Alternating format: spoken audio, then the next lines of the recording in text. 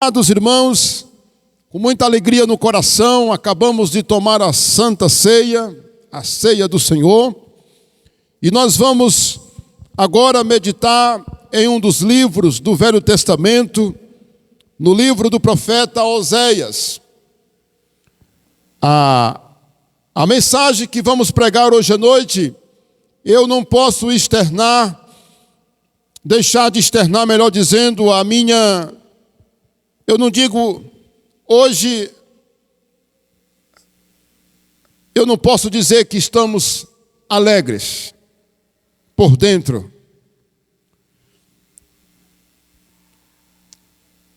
Não só porque o nosso país passa por essa situação que estamos vivendo esses dias. Nós estamos vivendo uma situação delicada em nossa nação, politicamente falando,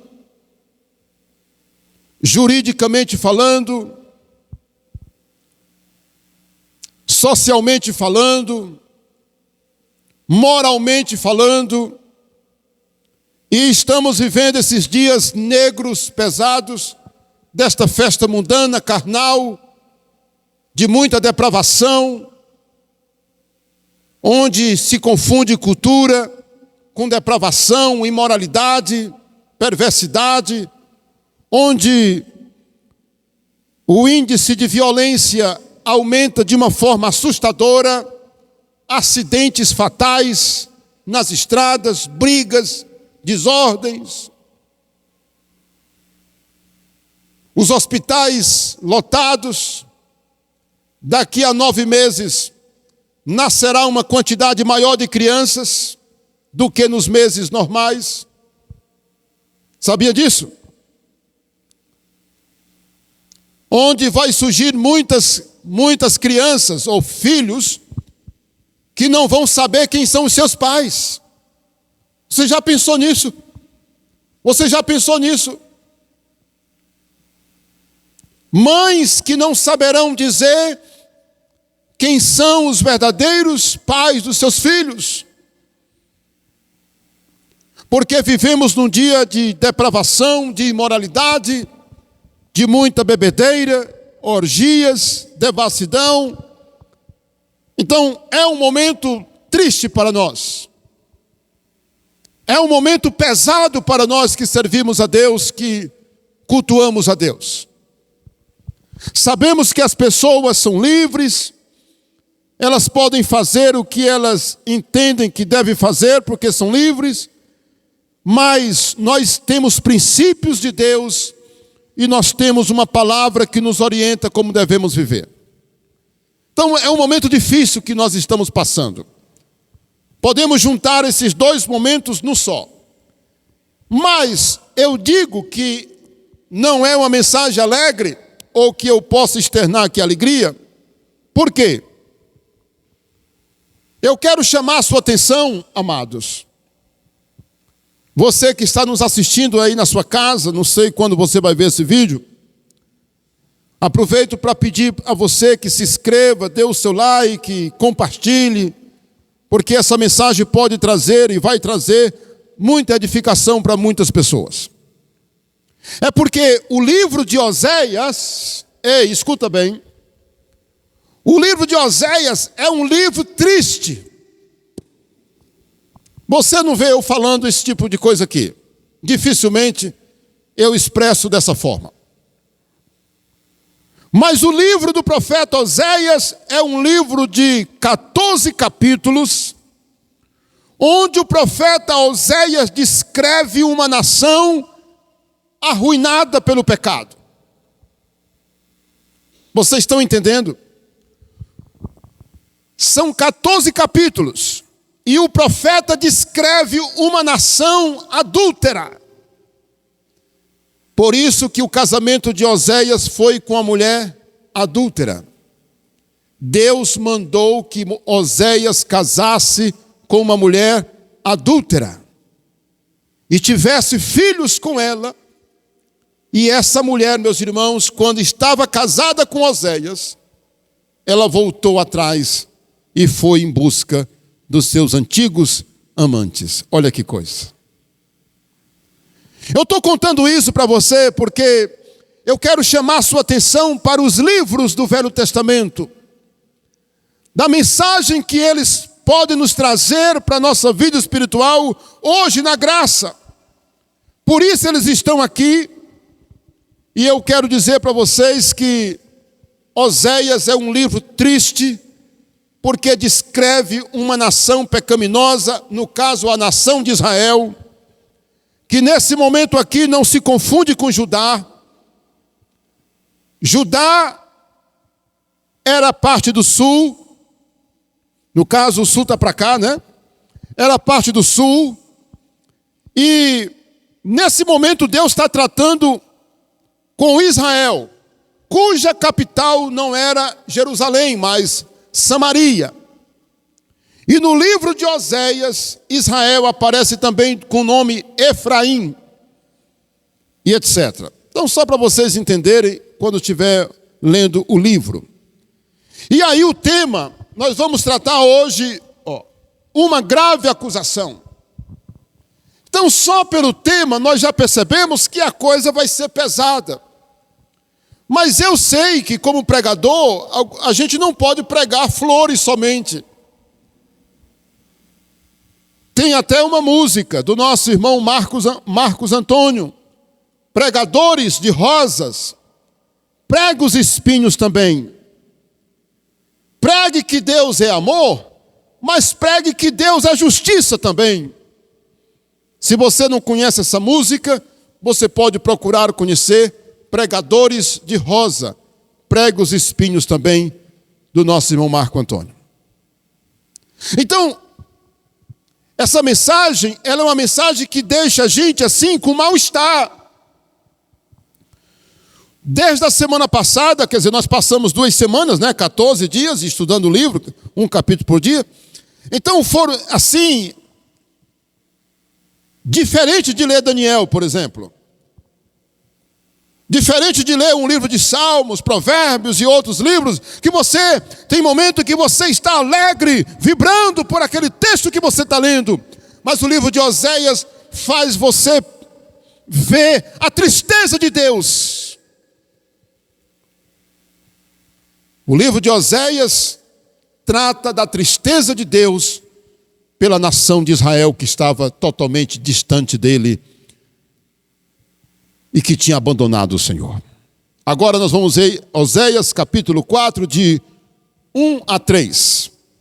Ouvi a palavra do Senhor, vós, filho de Israel, porque o Senhor tem uma acusação contra os habitantes, ou uma contenda com os habitantes da terra. Essa terra aqui vocês entendam, terra de Israel. Porque nela não há verdade, não há amor, nem conhecimento de Deus. O que só prevalece é perjurar. A palavra perjurar quer dizer jurar falsamente. Mentir, matar, furtar e adulterar. E há arrombamentos e homicídios sobre homicídios. Por isso a terra está de luto, e tudo que mora nela desfalece, com os animais do campo e com as aves dos céus. Até os peixes do mar perecem. Diga comigo, misericórdia. Tudo foi afetado por causa dessa situação. Vamos orar. Senhor Deus,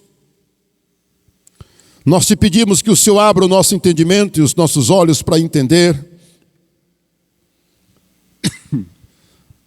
a verdade que nós acabamos de ler da tua palavra, que nós possamos aplicá-la em nossos corações, e fale conosco nessa noite. Nós oramos em nome de Jesus. E a igreja diz, amém. Irmãos, quando apresentamos o tema, dizendo que Deus tem uma acusação ou uma contenda com os habitantes da terra, como falei agora há pouco, Deus está externando a sua tristeza. E não somente a sua tristeza, mas a radiografia, a situação caótica na espiritualidade do povo de Israel. Que era uma situação tão assustadora, escuta isso. Era uma situação, como nós lemos aqui, tão assustadora que a expressão que aparece aqui é uma contenda com os habitantes da terra. Uma contenda.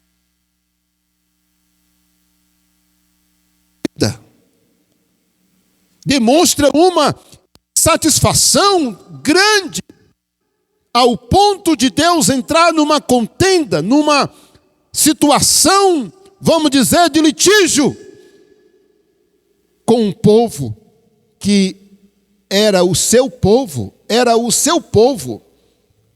E Deus está nessa situação dizendo, eu tenho uma contenda com os habitantes da terra. Então ali Deus está externando a situação espiritual do povo. Aí ele vai dizer o que aqui mais? Ele vai dizer no versículo 1, ele diz assim, porque na terra não há verdade, não há amor, e nem conhecimento de Deus. O que prevalece na terra é o jurar falsamente, é o mentir, é o matar, é o furtar, é o adulterar, e há arrombamentos e homicídios sobre homicídios. E aí Deus descreve, por isso a terra está de luto, e o que mora nela está desfalecendo, juntamente com os animais do campo, com as aves dos céus, e até os peixes do mar. Está vendo? Tudo sofre. Faltavam os elementos essenciais para que a sociedade ou o povo de Israel vivesse dignamente. E aí, contextualizando essa verdade ou essa mensagem, nós podemos dizer que os nossos dias não estão diferentes. Você concorda com esse pregador? Você acha que eu estou dizendo alguma inverdade aqui? Que os nossos dias são diferentes daqueles? Estamos vivendo dias muito semelhantes, muito parecidos com os dias de Oséias. E nós vamos ver aqui algumas coisas. Olha aí, Olha aí o que estava faltando na nação de Israel. Pode passar, queridos.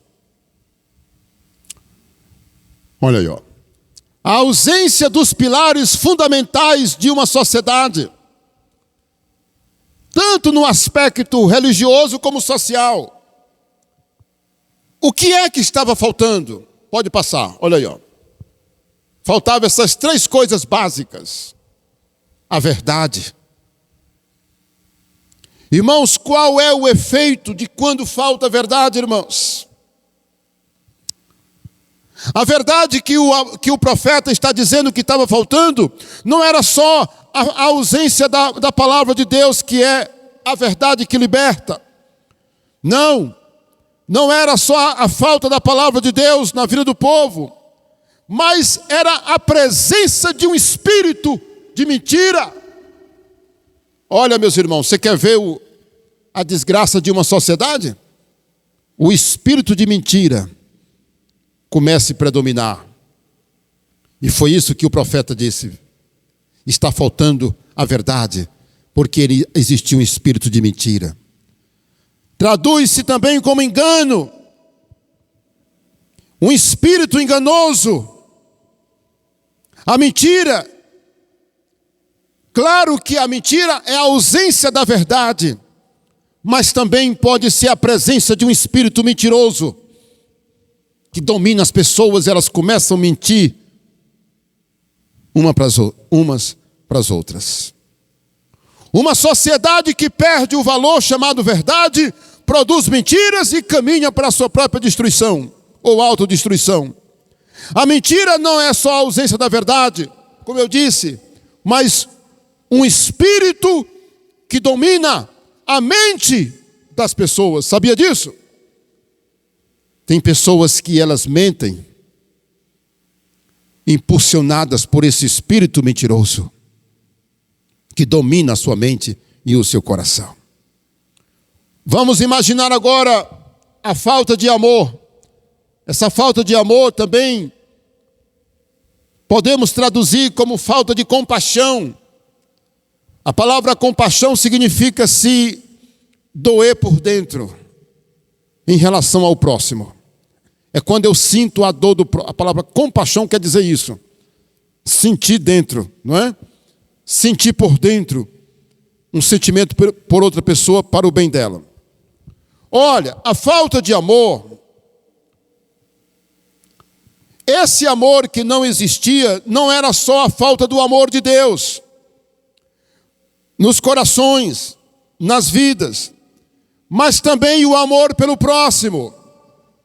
O amor é o sentimento mais nobre que pode existir no ser humano. Quando este falta, não se deve esperar nenhuma coisa boa na convivência social e familiar. Por isso que a gente viu aqui, que só existia o quê? O perjurar, que é mentir falsamente, matar, roubar, adulterar e etc. Quando falta verdade e quando falta amor, você pode ter certeza, o espírito de mentira e o espírito do ódio, eles chegam juntos. Aí não há mais misericórdia, não há mais sentimento nobre, porque as pessoas estão desprovidas daquilo que é fundamental e base. Conhecimento de Deus. O que seria a causa do conhecimento de Deus? Ou o que seria a consequência da falta do conhecimento de Deus? E eu deixei de ler aqui algo sobre o amor. Abra bem aí a sua Bíblia em 1 João, capítulo 4, versículo de 7 a 12. Capítulo 4, versículo de 7 a 2. 1 João, capítulo 4, versículo de 7 a 12. Essa leitura eu achei interessante e eu não quero deixar de ler para os irmãos.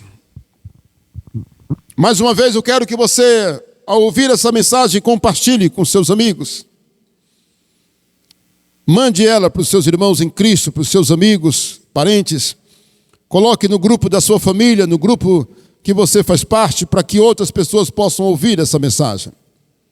Olha o que diz, irmãos, 1 João capítulo 4, versículo 7. Amados, amemo-nos uns aos outros, porque o amor procede de Deus. E todo aquele que ama é nascido de Deus e conhece a Deus. Aquele que não ama não conhece a Deus, porque Deus é amor. Nisto se manifestou o amor de Deus em nós, em haver Deus enviado o seu Filho unigênito ao mundo para vivermos por meio dele. Nisto consiste o amor, não em que nós tenhamos amado a Deus, mas em que Ele nos amou e enviou o seu Filho como propiciação pelos nossos pecados. Amados, se Deus de tal maneira nos amou, devemos nós também amar uns aos outros. Aleluia! Ninguém jamais viu a Deus. Se amarmos uns aos outros, Deus permanece em nós e o seu amor é em nós aperfeiçoado. Tremendo esse texto. Lindo, não é? Falando sobre Deus, seu amor e o amor que nós devemos sentir, tanto por Deus como pelo nosso próximo. Olha, meus irmãos, o amor a Deus é a porta para a obediência aos seus mandamentos. Quem ama a Deus obedece os seus mandamentos. E também para a misericórdia, tolerância, socorro, ajuda, aceitação e o bem-estar do nosso próximo. Observe essa frase. Nada de bom se deve esperar de uma pessoa ou de uma sociedade que não tem amor. Nada de bom. Agora vamos falar sobre a falta do conhecimento de Deus. Essa falta do conhecimento de Deus, como está no versículo que nós lemos, no capítulo 4 de Oséias, versículo 1, ele diz aqui,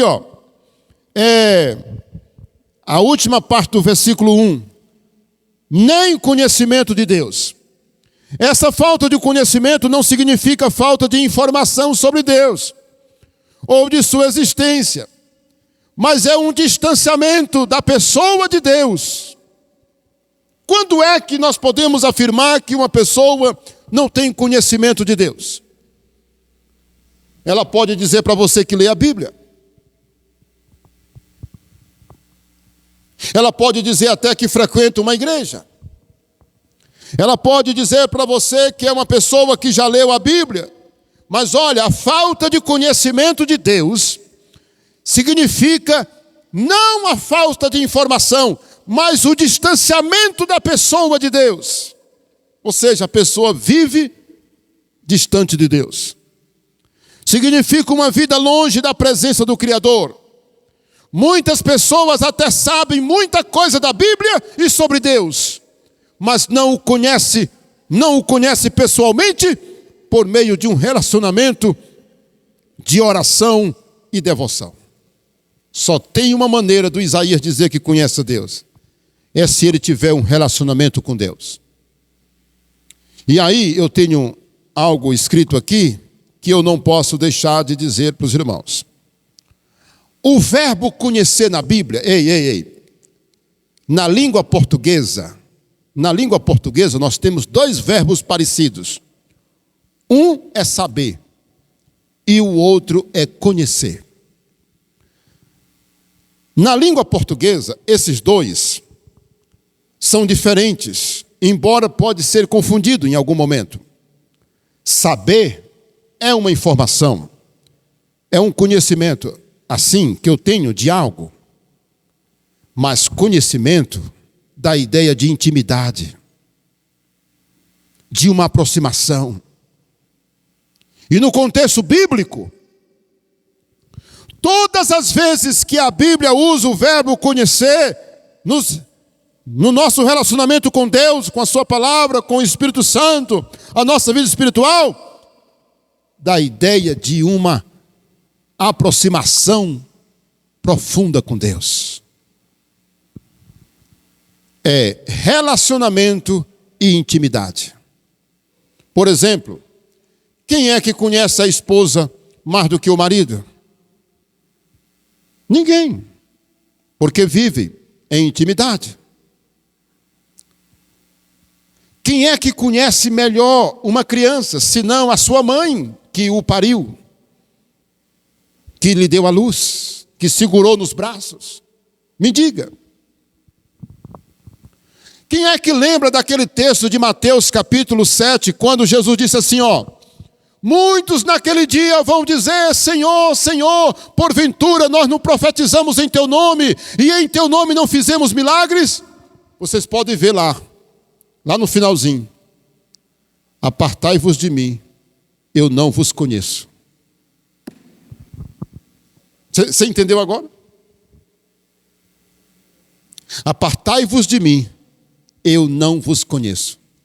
Aí um bom intérprete, um bom estudioso, viu lá. A palavra quer dizer, eu não te vi nascer, eu não te segurei nos braços. Como é que você quer entrar no céu se eu nunca te vi nascer? Se eu não te segurei nos braços, eu não te conheço. Nunca esqueça isso. O verbo conhecer na Bíblia dá a ideia de intimidade. Falta conhecimento de Deus. Você vai ver muito bonitinho por aí dizendo, eu conheço a Bíblia, eu sei, eu acredito. Mas o que Deus está dizendo aí é o quê? Falta conhecimento de Deus. Ou seja, intimidade com Deus.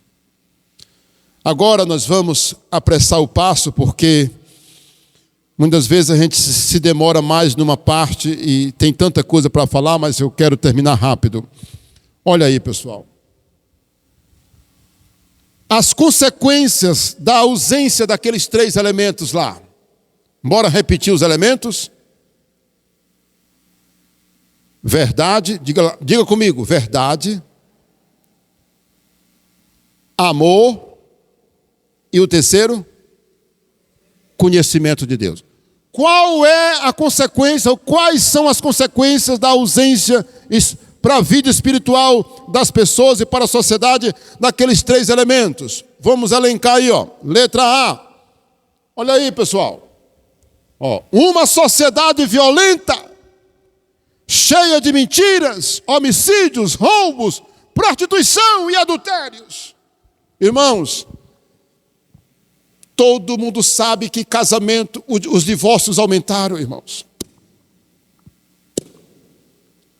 A Bíblia diz que Deus odeia o divórcio, mas o divórcio está crescendo em todo o mundo, irmãos. O divórcio aumenta, irmãos. Olha, essa semana, irmãos, foi divulgado uns dados do IBGE em nossa nação. Quase que eu esqueço, mas o Espírito Santo não deixou eu esquecer.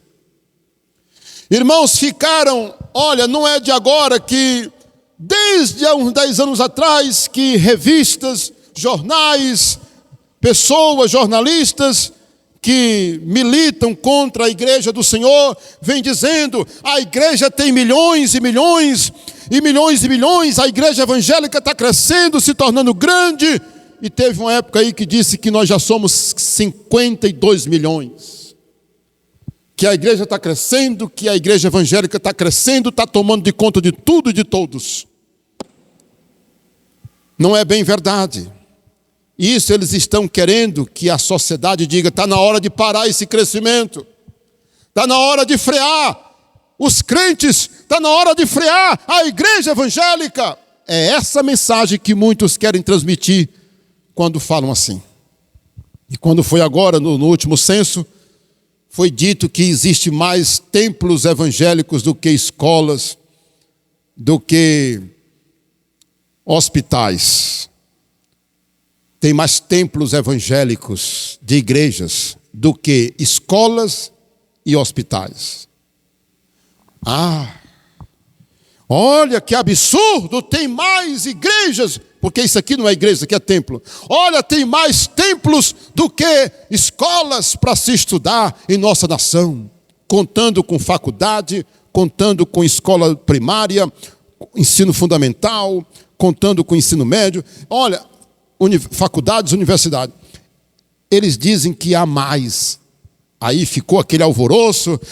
Porque estão crescendo demais. Eu vou dizer uma coisa para vocês. Olha, e a quantidade de bares? Me diga. De casas de prostituição. Tem crescido.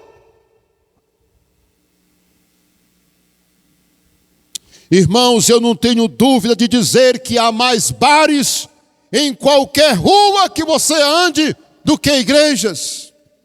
Há mais bares nos bairros do que igreja. Isso eu não tenho dúvidas. Você pode sair contando os bares. Tem mais lugares que vendem bebida alcoólica do que igrejas. Nós não podemos aceitar o negócio. Realmente está crescendo, tem muita igreja. E o povo está se perdendo. Tem muita gente caminhando para o inferno, porque nunca conheceu Jesus Cristo. Queridos pastores, amada igreja de Cristo, não vamos nos enganar. Olha, tem muitas almas precisando, milhões e milhões estão caminhando para o inferno, porque ainda não conheceram Jesus Cristo. Nós precisamos, a igreja precisa acordar e pregar. Outra coisa, irmãos, que nos entristece, é porque o IBGE não vai fazer diferença, mas nem todo mundo que se diz cristão é cristão. Nem todo mundo que anda dizendo que é um cristão é de fato um servo de Deus, um servo de Cristo, porque vive um cristianismo medíocre, um cristianismo de interesse, que vai para a igreja quando está doente, vai para a igreja em busca de uma bênção, em busca de um carro novo, de um milagre, em vez de buscar em Jesus Cristo a salvação e o perdão da sua alma. Me diga se essa não é verdade. Tem gente que está frequentando a igreja porque quer uma cura, simplesmente porque quer uma cura. Elas não estão indo para a igreja porque amam a Deus, porque amam Jesus, porque querem a salvação da sua alma. Elas não estão nem pensando na salvação da sua alma. Elas estão pensando na bênção que querem receber. Muitas vezes é a restauração do casamento, é um filho que está nas drogas, e etc, e etc. É uma ajuda espiritual por causa de um problema espiritual, por causa de uma crise espiritual. A família procura a igreja, muitas vezes recebe até uma ajuda da igreja. Portanto, fica frequentando a igreja enquanto está recebendo aquela ajuda, mas nunca se converteram. Olha, eu não me engano. Para eu dizer que uma pessoa realmente é convertida, cristã, a gente tem que ver os frutos da vida dela, irmãos. Amando Jesus, sendo fiel a Deus nos seus dízimos, nas suas ofertas, frequentando a igreja regularmente, orando, lendo a Bíblia, deixando o pecado, deixando as coisas erradas, mudando de vida, melhorando o seu casamento, se ela for casada. Se ela não for casada, largar a prostituição, largar a fornicação, que tem diferença. Prostituição é vender o corpo. Prostituição, aqui e acolá a gente confunde, e eu não quero cometer esse erro. Prostituição é vender o corpo quando não é casado. E quando não é casado e vive a prática imoral, é fornicação. Fornicação. Pelo amor de Deus, não vamos confundir, porque se a gente não tiver cuidado, a gente confunde. E você vê, irmãos, o mundo pesado, vivendo essa situação, meus irmãos. Olha, nem todos que se dizem cristãos são de fato cristãos, porque para ser cristão tem que haver mudança de vida.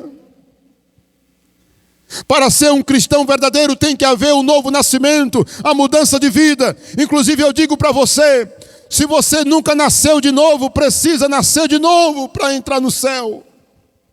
Porque sem o novo nascimento, a Bíblia diz que não entra no céu. Queridos irmãos, olha aí, ó. Esse é o resultado. Me diga se nós não estamos vivendo esse tempo. Me diga se o crime não tem aumentado, se a mentira, a desordem, a criminalidade tem aumentado, irmãos. Vivemos numa sociedade violenta. As pessoas, inclusive, nesse país se sentem muitas vezes até estimuladas. É uma tristeza. As leis se afrouxando. Pessoas inocentes presas, pessoas que não cometeram crimes estão presas, pessoas criminosas estão sendo soltas.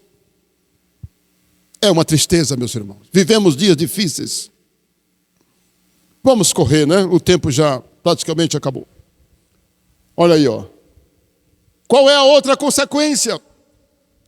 A natureza é afetada e sofre as consequências do pecado do homem. Vocês viram aqui o profeta dizendo que o homem, o campo, a seca, as aves nos céus, os peixes no mar, os animais, todos sofrem, irmãos. Está aqui, ó. Está aqui, Oséias 4, versículo 3. Oséias 4, versículo 3.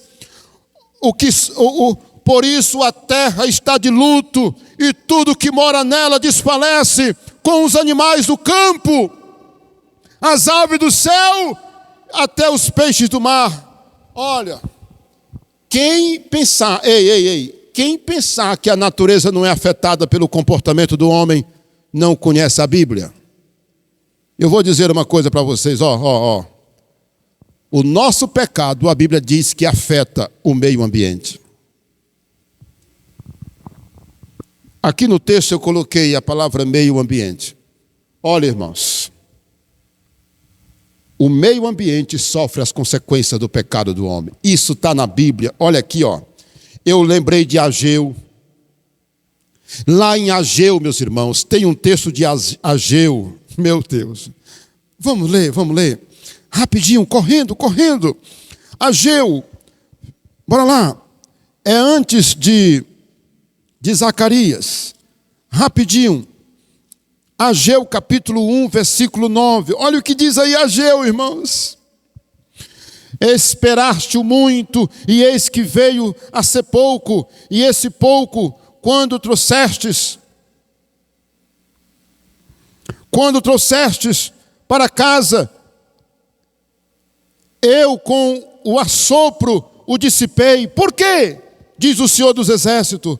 Por causa da minha casa que permanece em ruínas, ao passo que cada um de vós corre para a sua própria casa. Por isso os céus, versículo 10, por isso os céus sobre vós retêm o seu orvalho, e a terra não dá o seu fruto, ou os seus frutos. Fiz vir a seca sobre a terra, e sobre os montes, e sobre o cereal, sobre o vinho, sobre o azeite, e sobre o que a terra produz. Como também sobre os homens, sobre os animais e sobre todo o trabalho de suas mãos. Olha, irmãos, tem gente que está trabalhando, irmãos, é de fazer pena. E as coisas não dão certo, irmãos. Sabe por quê? Porque Deus está dizendo, olha, quando você não faz como eu quero, quando você não faz a minha vontade, quando as pessoas pecam, meus irmãos, tudo sofre a consequência.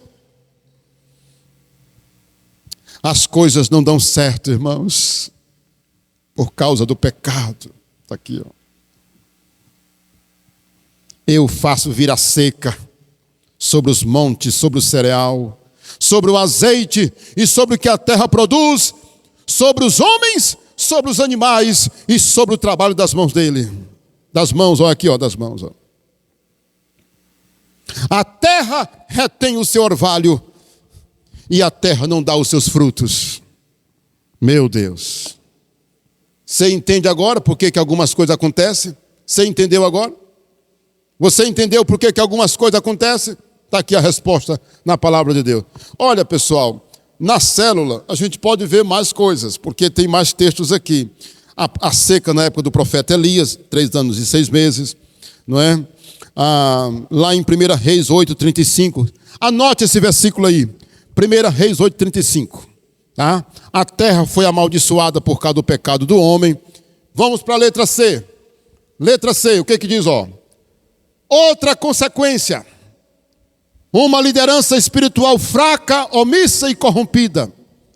Irmãos, aí eu vou pedir perdão a você, porque eu não vou ter tempo de explanar, o horário aqui já acabou. Mas olha o que o profeta está dizendo.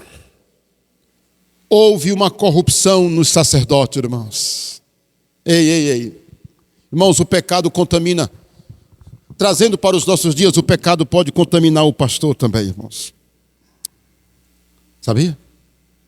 Quando é que o pastor, um líder, pode ser contaminado? Quando ele tem medo de ficar só. Quando ele está preocupado mais com a multidão e em agradar as pessoas do que a Deus. Qual é o pastor que vai pregar uma mensagem verdadeira se a igreja está ficando vazia? Ele vai dizer o quê? Estou pregando muito forte, as pessoas, ó. É assim, meus irmãos. Olha, muitas vezes os pregadores se comportam como os políticos, irmãos.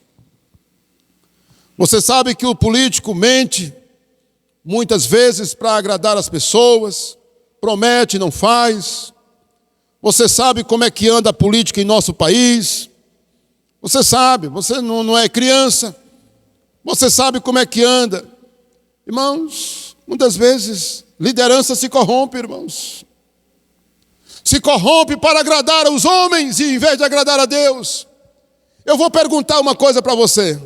Você gostaria, você gostaria de ser pastoreado por um pastor que quer agradar os homens em vez de agradar a Deus?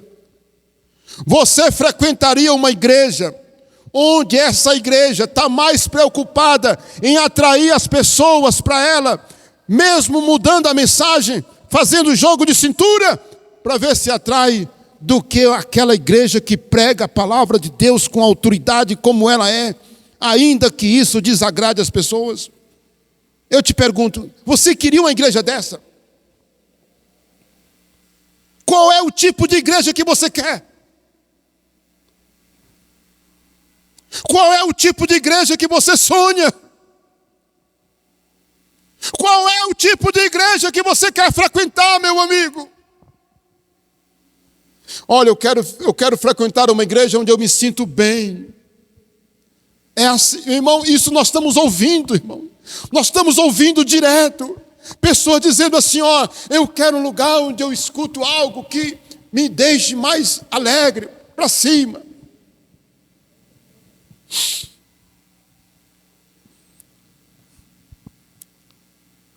É isso que corrompe a liderança, irmãos.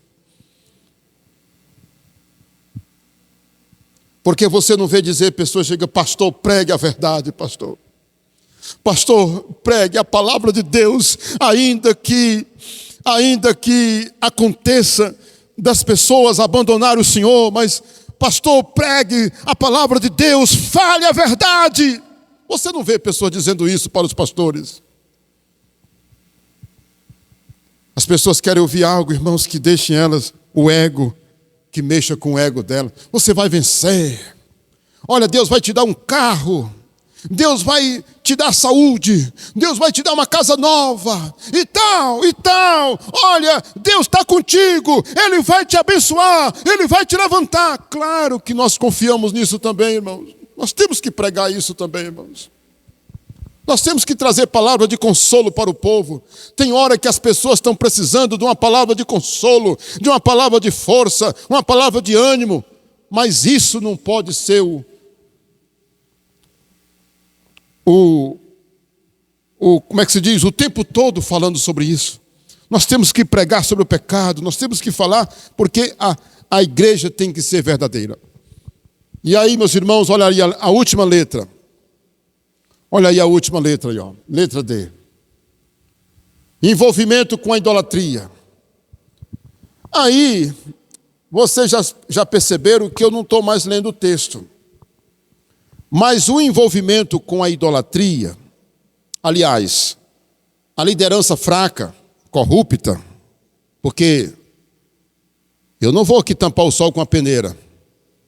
Estou sendo gravado. Você pode conhecer um pastor, uma liderança, que você até duvide. E com muito respeito, a gente não quer julgar ninguém. Você sabe, você conhece. Você sabe de si. Está lá em Oséias 4, versículo de 7 a 11. Você pode ler em casa.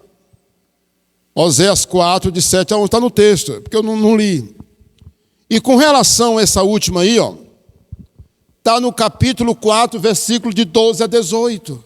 Está aí no capítulo 4, tudo no capítulo 4. Lê em casa, tá bom? Olha, a idolatria, pessoal, ela caminha junto com a degradação moral. Aonde tem idolatria, tem depravação moral. Olha, na época de Israel, o profeta denuncia. As filhas se prostituíam também. E as mulheres casadas adulteravam, irmão. Está tudo aqui, irmão. Tudo aqui. Por causa da idolatria. Festa pagã. Festa mundana. A idolatria, meus irmãos, é algo terrível. É um espírito imundo. Atrai as pessoas à imoralidade, ao adultério. E sempre leva as pessoas a práticas pecaminosas repugnantes. Por exemplo, sacrifícios humanos. Automutilação, penitências, atos terrivelmente imorais e degradantes. E agora, nesse período, eu estou orientando os irmãos que não abram determinados vídeos. Não abra, querido, não abra. Irmãos, tem vídeos tão imorais. Não é verdade? E eles começam a circular, tão imorais. O espírito depravado. eu quero colocar para vocês a nossa conclusão. Olha aí, ó. Estamos vivendo dias parecidos com os dias de Oséias. Começamos assim, não foi? Dias difíceis e complicados. Mas qual é a solução? A solução, não resta dúvida, é você e eu sempre estarmos voltados para Deus. Se você é uma pessoa desviada dos caminhos de Deus, volta para Jesus. Deus colocou você para assistir esse vídeo, volta para Jesus. Te ajoelha no teu quarto, onde você está, na tua sala. Se você está assistindo esse vídeo longe de Parnaíba, no Piauí, onde você estiver, procure uma igreja evangélica séria, que pregue a palavra de Deus e entrega a tua vida para Jesus e volta para Jesus. Vamos orar em nome de Jesus, queridos. Deus abençoe a sua vida. Mais uma vez, compartilhe esse vídeo, tá? Se inscreva no canal.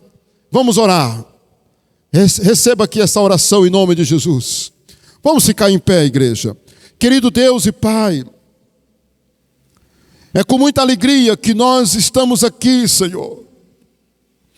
E nós oramos agora, Senhor, pelos nossos irmãos. Oramos pela nossa nação. Oramos pelo nosso Brasil, pela nossa pátria querida. Ó Deus, que essa realidade espiritual triste e caótica que vivemos, dias difíceis, parecidos com os dias de Oséias. Senhor, nós repreendemos e nós nos voltamos para Ti nessa noite.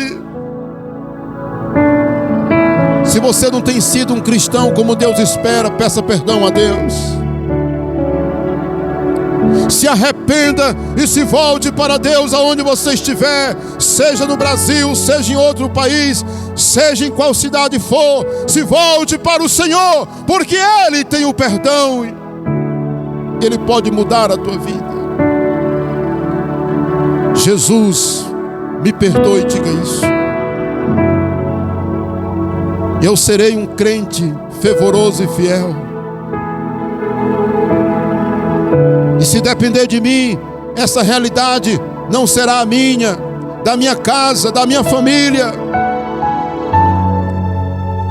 Em nome de Jesus. Aleluia. Glória a Deus. Que Deus te abençoe e te guarde. Muito obrigado. Deus te abençoe. Igreja.